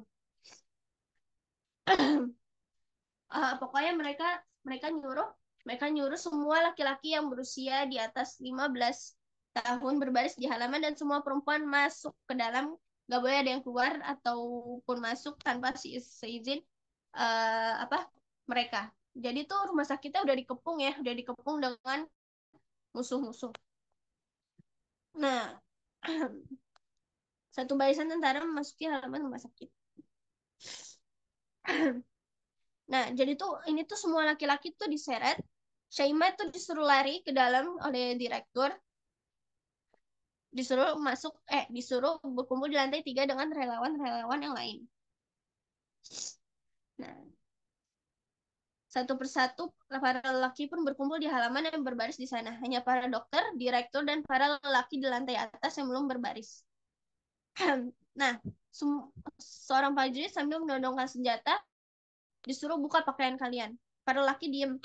Buka pakaian kalian. Tiba-tiba sebuah tenda seorang prajurit keluar dan menarik seorang perempuan muda. Nah, tentara itu ngancem, kalau kalian nggak buka pakaian sekarang, kita akan telanjangin perempuan ini di hadapan kalian. Jadi semua dibuka, sisakan celana dalam kalian. Pakaian mereka sekarang berserakan di tanah, dan mereka disuruh pegang pundak orang depan kalian. Si tentara tadi berteriak menyebutkan beberapa nama, mencari nama-nama tertentu di tengah para pengungsi, dan belasan tentara menembaki pintu rumah sakit dan menghancurkan pintu kaca. Nah, di sisi lain, Tori kan masih dibawa ya oleh Jeep, nggak bisa ngelihat apapun karena matanya ditutup sama ikatan kain tadi.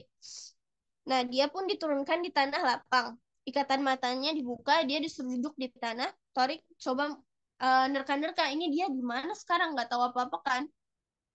Uh, dia nanya sekali lagi, di mana sih pejuang-pejuang itu, di mana? Emang kamu nggak tahu atau apa gitu? Akhirnya uh, karena apa? Karena ponselnya siapa tadi? Hmm, ponselnya Torik sudah diambil sama ini.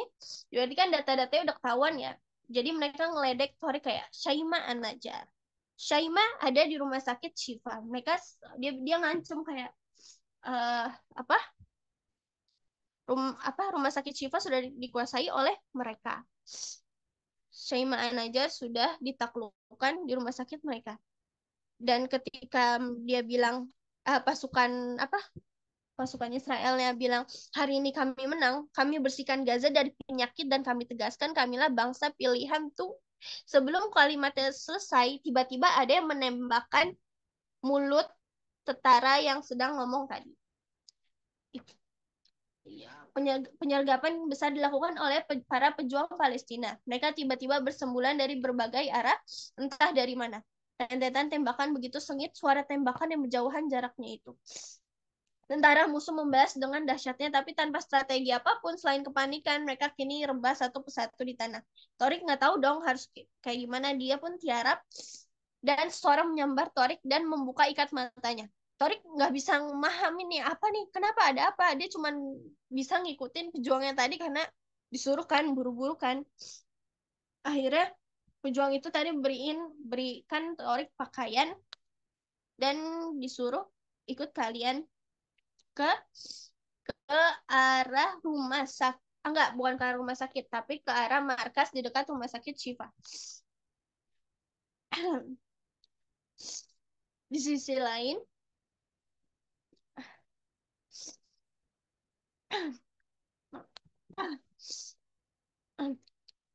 oh bukan, enggak, bukan di sisi lain. Masih masih dengan Torik. Pria yang pejuang yang membawa Torik itu berkata, aku cuma bisa nganterin kamu sampai sini sekitar 100 meter di depan uh, terlihat camp pengungsian dan rumah sakit Shifa. Aduh. Jadi dibawa ke markas ya.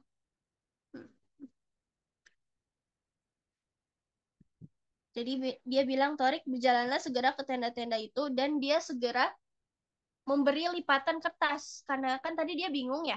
Kok kalian bisa tahu aku yang diiniin gitu-gitu gitu. Dia si pejuang yang nyelamatin dia cuma bisa ngasih lipatan kertas dari dalam saku celananya. Dia bilang, ini pesan untukmu dariku. Karena bukalah saat kamu sudah sampai di tenda pengungsian. Jaga dirimu dan jaga batis, jaga sholatmu. Pejuang itu pun pergi. Entah kenapa dia tuh ngerasa kayak familiar gitu loh dengan sosok yang nyelamatin itu karena tudung kepalanya itu cuma nyisain 2 lubang mata. Dia pun nggak bisa ingat di pengungsian dia buka kertas dari sang pejuang tadi. Untuk Torik, aku tak bisa menyelamatkan Jamal. Hampir semua petinggi kantor kita berita gugur dan mulai dari kau baca surat ini, kau adalah direktur Sautul Gaza yang baru tertanda Abu Khalid. Ternyata Abu Khalid itu seorang pejuang Gaza. Ini plot twist sih ternyata sih. Sebenarnya ini udah menjadi rahasia umum. Waktu itu aku pernah nonton YouTube ya. Di mana? Kenapa pada akhirnya rumah sakit yang diserang, sekolah yang diserang, dengan alasan ada pejuang Hamas, dengan alasan ada pemimpin Hamas dan lain-lain, itu karena mungkin bisa jadi adalah mereka yang tenaga medis, mereka yang masyarakat sipil, mereka yang hanya pedagang buah, itu mereka termasuk dalam Hamas. Mereka termasuk dalam gerakan-gerakan eh, perjuangan yang secara resminya pun ada gitu. Jadi bukan hanya masyarakat sipil dengan tangan kosong. Itu waktu itu aku nonton YouTube-nya kalau nggak salah Amarisala Pak Hussein Gaze ya, antara dua ustadz itu, beliau menyampaikan gitu. Kalau nggak salah Ustadz Ustadz Hussein Gaza ya, di mana saat itu lagi ada perang dan dia berjalan di pinggir jalan, akhirnya temennya tuh narik dia buat buat ikut ke dalam mobil. Terus kata Oh, temen, saya temanmu gitu. Kata si pejuang tuh saya temanmu gitu, tapi ya Ustadz Hussein Ghazali tuh nggak tahu temennya yang mana ya, tuh nggak tahu. gak nyadar. Ya. Iya, jadi mungkin bisa jadi mahasiswa, bisa jadi dari mereka yang penjual-penjual di pasar gitu, tapi mereka tergabung dalam mukawamah itu gitu. Jadi sebenarnya ini menjadi plot twist yang sangat Ya. rahasia. Oh, ternyata udah biasa berarti ya plot twist kayak gini ya. Oh, bagus, bagus. Nah, di sisi lain, eh, para ini tuh, para pejuang ingin pengen yang apa nih? Jadi ternyata apa sih? Astagfirullahaladzim. Eh, pejuang musuh ini sudah masuk ke lantai 3, menyerang bagian wanita-wanita dan para relawan termasuk Syaimah An-Najah. Nah, untuk mengelabui eh, si siapa kepimpinan, mereka harus salah satu dari mereka harus menyamar sebagai komandan apa namanya, komandan ini ya, apa kayak pimpinan pasukannya gitu ya. Nah, setelah mereka hmm, di apa?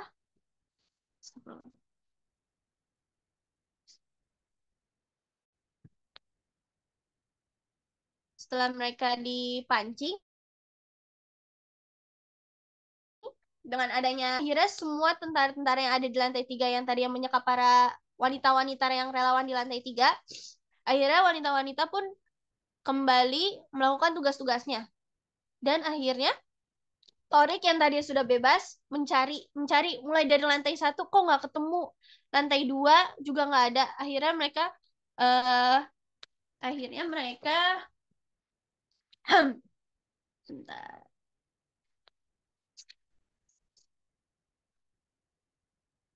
Oh, ini nih. Syaima yang tadinya setelah disekap, ia bergegas menuju ruangan tempat Dokter Farah yang ditemukan. eh Dia mendapat kabar Syaima nggak ada mujahidin atau rakyat biasa di rumah ini. Syaima memegang bahu dokter lalu menukas, "Aku mengerti dokter, aku akan rawat lukamu dulu karena dokter ini ternyata terluka." Nah, di lantai 3, Torik nggak nemuin lagi siapapun yang dia kenal. Dadanya sakit, tulang rusuknya juga retak, tampaknya mengeluarkan darah di dalam tubuhnya dan kerongkongannya terasa amis seperti darah. Akan Gimana? tapi ia Jadi, paham cepat menerima sorry. eh, menunggu rombongan pengungsi lain dan akhirnya ia pun teriak, "Syaima, aku tidak tahu, aku tidak tahu, biar aku gantikan kau." Bukan, bukan. Syaima akhirnya menghentikan pekerjaannya karena mendengar orang memanggilnya dong. Dengan bersamaan dengan itu, suara itu berteriak lagi, "Syaima." Lalu kedua mata biru Syaima menangkap seraut wajah yang sangat ia kenali, yaitu Tori. Ya, ceritanya hanya sampai sampai situ. Maaf ya kelamaan durasinya. Gak apa-apa banget sebenarnya. Jadi akhirnya ditutup dengan ngegantung gitu. Jadi mereka nggak diceritain menikah. Ngegantung gitu, udah gitu dong. Bertemu di lantai 3 di saat si Syaimanya lagi nyelamatin temen dokternya. Gara-gara dia teriak, dia enggak dong. Ini teriakannya kayak siapa ya? Syaima, akhirnya mereka nengok, udah Tian. Ketemunya begitu saja. Asli. Ih, Ya enggak ya. tapi sebenarnya memang kita membutuhkan novel-novel seperti ini. Aku tuh mendengar kisah novel kayak gini teringat novel Habibur Rahman gitu ya. Dimana mungkin kalau Habibur Rahman itu tentang Islam yang dibalut romantisme gitu ya. Kayak mungkin indahnya Islam di Rusia, tentang bumi cinta, tentang indahnya ayat-ayat cinta, tentang ya iya, betul, betul. Setuju banget gitu.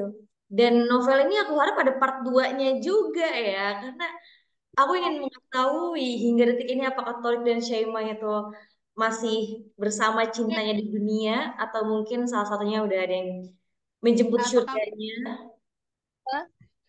Insya Allah. Jadi Ya mungkin kayak ada ditanyakan yang mau ditanyakan, sesi tanya jawab. nah, boleh nih teman-teman buat yang mau berdiskusi, buat yang mau tanya-tanya atau lebih kepo tentang bukunya karena pasti eh, ya karena ini sebuah novel gitu ya. Tadi juga aku melihatnya ini tuh perpaduan antara solidaritas pertemanan gitu ya, antara Iya, betul. seorang bos dengan bawahan, Ya, eh, antara sepasang kekasih itu banyak ya, banyak hubungan-hubungannya menarik. ya. Kalau dari teman-teman sendiri, apakah ada apa ya kayak masukan, kritik, saran gitu boleh banget kita diskusi di Boleh. sini.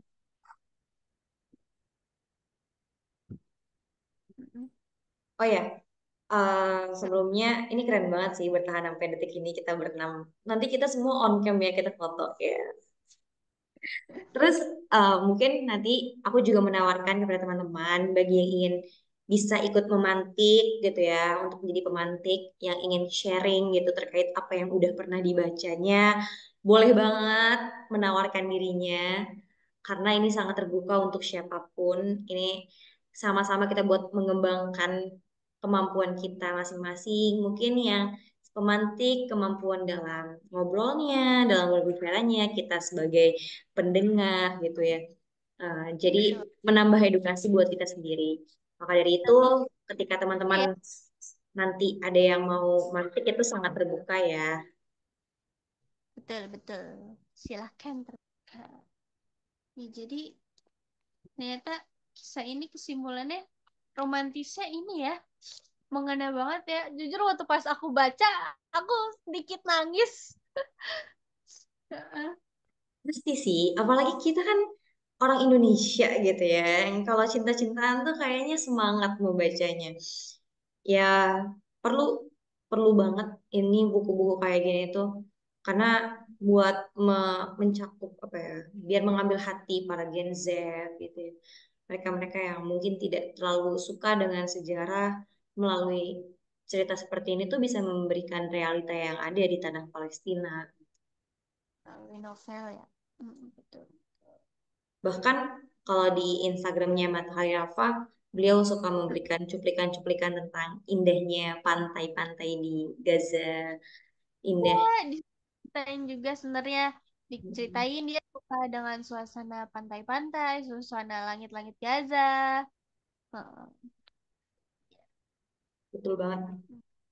Karena sebenarnya eh, nggak tahu ya, dari beberapa kali aku bincang buku gitu tentang Palestina, masyarakat Palestina tuh selalu membawa kayak nilai-nilai pantai gitu ya. Kayak misalnya gini,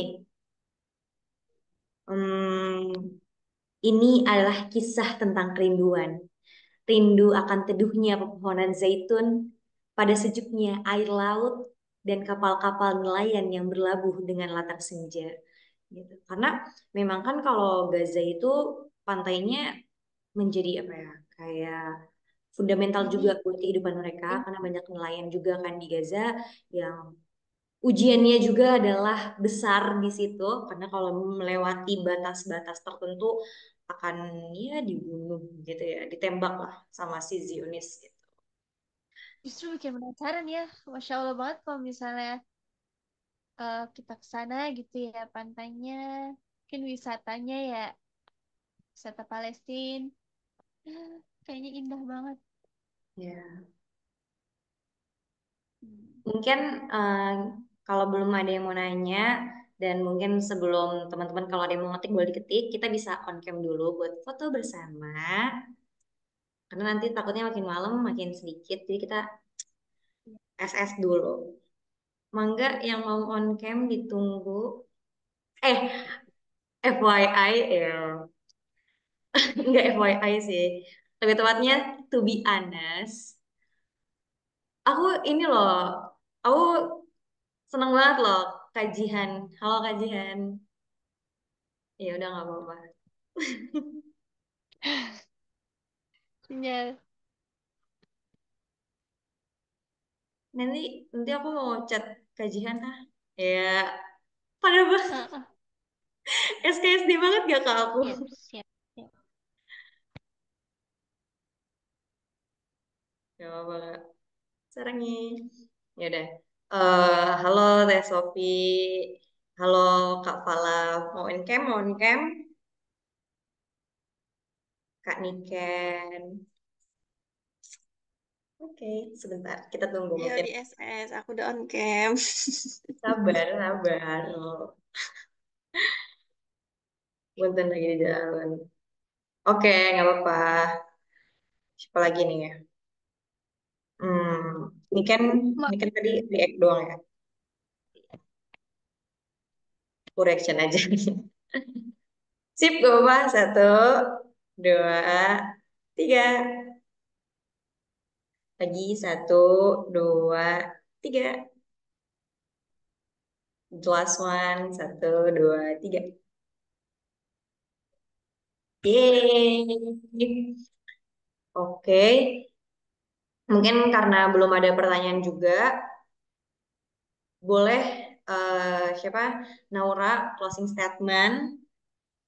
Ya, closing statement ya. Apa ya?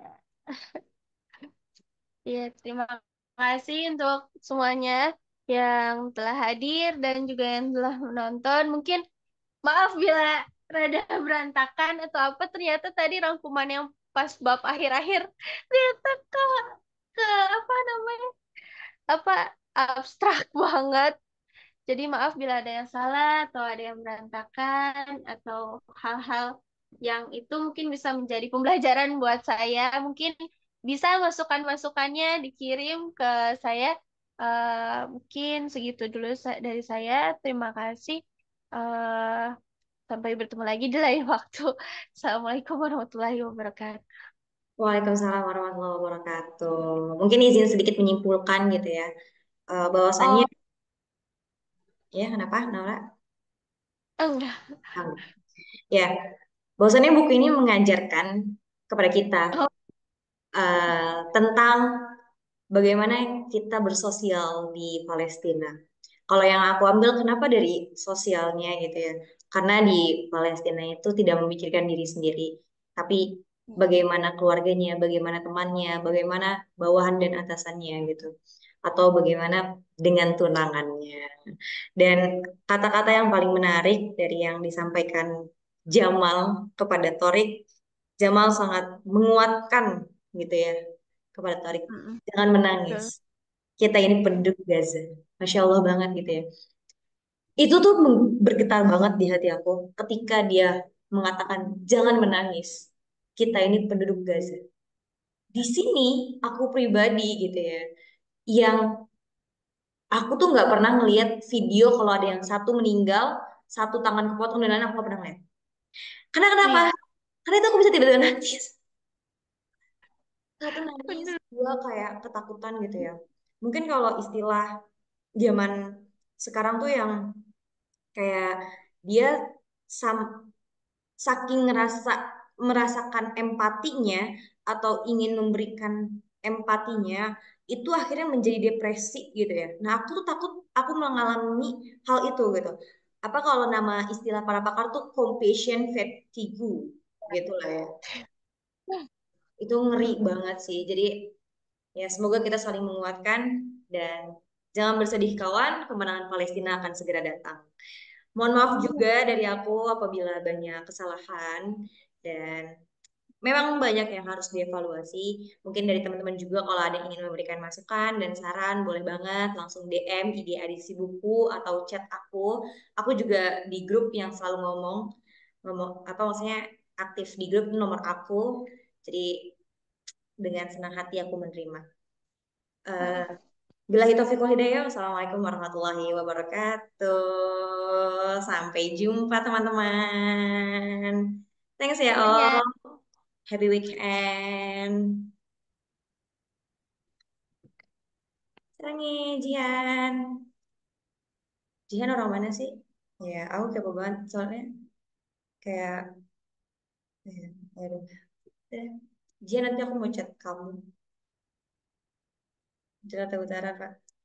Ji, aku kepo banget sama kamu. Deketan, Cok. Kamu percaya nggak, Ji? Aku sekepo itu. Nggak sih, maksudnya kayak I'm interest with you. Ya. Hiu. Jian, aku boleh nanya nggak kamu dapet info ini dari mana?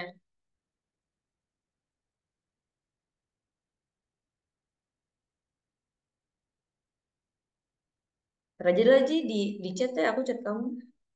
Aku sebenarnya ikut yang on Palestine kak. Oh. Oke, oke. Ya udah. Selamat istirahat ya, Kak Jihan. Have a nice day. Buat besok, buat besok. Kalau sekarang have a nice day-nya gimana ya? Kan udah good night. See you.